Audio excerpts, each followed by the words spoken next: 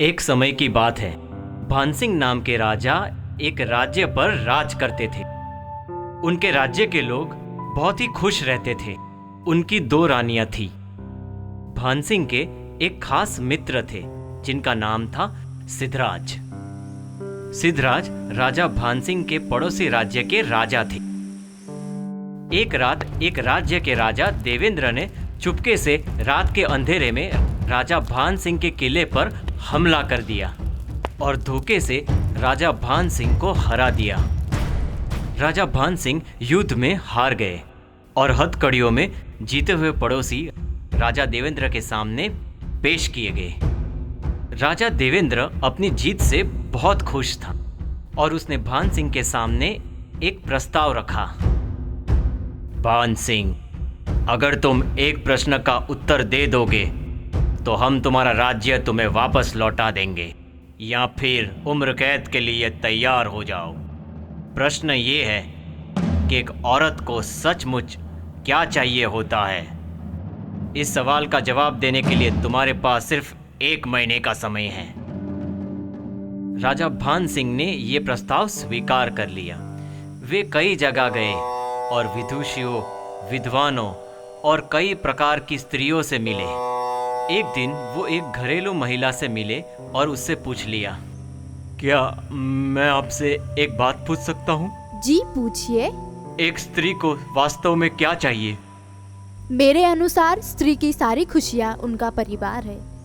मायके में उसके माता पिता और ससुराल में उसके पति और बच्चे, यही सब कुछ है। राजा भानसिंह संतुष्ट नहीं हुए और अब वो एक वेश्या के पास पहुंचे। एक बात बताओ, तुम्हें वास्तव में क्या चाहिए और तुम्हारी सच्ची खुशी क्या है? मुझे तो सबसे प्रिय सोना, चांदी, हीरे जवाहरात है। इन सबको पाकर मुझे बेहद खुशी मिलती है। राजा वहां से चले गए और अब वो एक साध्वी के पास पहुंचे। मुझे शांति चाहिए, एकांत चाहिए, आध्यात्म चाहिए। मुझे भगवान की भक्ति करके आनंद मिलता है। राजा अभी भी पूरी तरह से संतुष्ट नहीं थे और अब वो एक रानी के पास जाकर पूछते हैं, महारानी जी, आपके अनुसार एक स्त्री की वास्तविक इच्छा क्या होती है? हम एक महारानी हैं और हमें सबसे प्रिय ये राजपाट है और मेरे ख्याल से हर एक स्त्री एक राष्ट्रीय जीवन पाने की कामना करती होगी। अतः एक स्त्री की वास्तविक इच्छा एक राजसिक जीवन ही है। राजा भानसिंह वेश्याओं, रानियों, दासियों और साध्वियों सभी से मिले और ये जानना चाहा कि एक स्त्री को सचमुच क्या चाहिए होता है।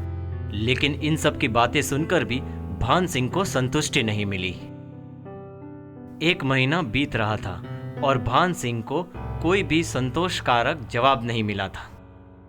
तब उनको अपने खास मित्र सिद्धराज की याद आई। उन्हें लगा कि सिद्धराज जरूर उन्हें कोई रास्ता दिखाएगा। भानसिंह सिद्धराज से मिलने चले गए। आओ मेरे मित्र, आपको मेरा सलाम। आप तो युद्ध में हार गए थे और राजा देवेंद्र ने आपको बंदी बना लिया था। फिर आप इस तरह आजाद होकर मुझसे मिलने कैसे चले आए? मित्र, राजा देवेंद्र ने मुझे आजाद करने की और मेरा राज्य वापस करने की एक शर्त रखी है। मुझे उनके एक प्रश्न का उत्तर ढूंढना है और वो भी 1 महीने के अंदर अंदर। मुझे दिया गया 1 महीने का समय बीतने वाला है, लेकिन मुझे अभी तक उस प्रश्न का उत्तर नहीं मिला। मुझे विश्वास है कि तुम मेरी मदद जरूर करोगे। मित्र, मेरे पड़ोसी राज्यों में एक जादूगरनी रहती है। उसके पास हर चीज का जवाब होता है। शायद उसके पास तुम्हारे प्रश्न का भी जवाब हो। राजा भानसिंह अपने मित्र सिद्धराज के साथ जादूगरनी के पास गए। हे जादूगरनी, हम बहुत ही मुसीबत में हैं और बहुत दूर से तुम्हारे पास मदद मांगने के लिए आए हैं। हमें एक प्रश्न का उत्तर चाहिए। हमारे खास मित्र सिद्धराज ने हमें बताया कि तुम्हारे पास हर सवाल का जवाब है। मैं आपको सही उत्तर बताऊंगी, परंतु इसके बदले में आपके मित्र सिद्धिराज को मुझसे विवाह करना होगा। जादूगरनी बुढ़िया तो थी ही, लेकिन बहुत ही बदसूरत थी। उसके बदबूदार पोपले हुए मुंह से एक सड़ा हुआ दांत दिखा जब उसने अपनी कुटिल मुस्कुराहट से भानसिंह के सामने देखा। नहीं, हम अपने और अपने राज्य की आजादी के लिए अपने खास मित्र का जीवन बर्बाद नहीं कर सकते। मित्रता की कीमत चुकानी पड़ती है महाराज। क्या मैं अपने खास मित्र के लिए एक छोटी सी कीमत नहीं चुका सकता? आपकी आजादी के लिए मैं इस जादूगरनी से शादी करने के लिए तैयार हूं। सिद्धराज ने भानसिंह की एक नहीं सुनी और अपने मित्र की आजादी के लिए जादूगरनी से शादी करने के लिए तैयार हो गया। तब जादूगरनी ने प्रश्न का जवाब दिया।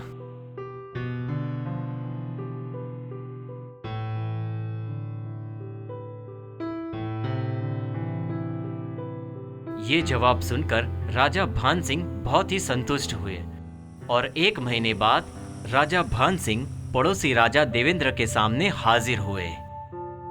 महाराज, मैंने आपके सवाल का जवाब ढूंढ लिया है।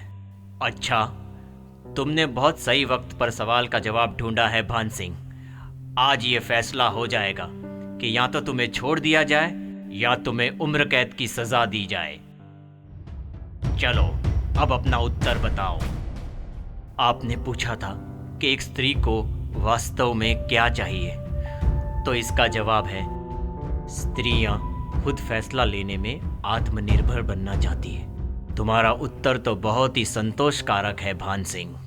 हम तुम्हें तुम्हारा पूरा राज्य वापस लौटाते हैं। तुम अपने राज्य पर दोबारा राज कर सकते हो। जाओ राजा भानसिंह, जाओ। धन्यवाद महाराज। इधर जादूगरनी से सिद्धराज का विवाह हो गया। जादूगरनी ने मधुरात्रि को अपने पति से कहा, क्योंकि तुम्हारा हृदय पवित्र है और तुमने अपने मित्र के लिए कुर्बानी दी है, अतः मैं 24 घंटे में 12 घंटे तो रूपसी के रूप में रहूंगी और बाकी के 12 घंटे अपने सही रूप में। बताओ तुम्हें क्या पसंद है? प्रिय, इसका फैसला तुम्हें ही करना है। मैंने तुम्हें अपनी पत्नी के रूप में स्वीकार लिया है और मुझे तुम्हारा हर रूप पसंद है। जादूगरनी ये सुनते ही रूपसी बन गई और उसने कहा, जो कि अब जो निर्णय तुम्हें मुझ पे छोड़ दिया है, अब मैं सदैव रूपसी के रूप में रहूंगी। मेरा असली रूप ही यही है। मैं कोई बदसूरत नहीं बल्कि एक सुंदर स्त्री हूँ। बदसूरत बुढ़िया का रूप तो मैंने अपने आसपास के दुनिया के कुटिल लोगों को अपने से दूर करने के लिए धरा था। अब सिद्धराज और वो जादूगरनी भी खुशी खुशी रहने लगे।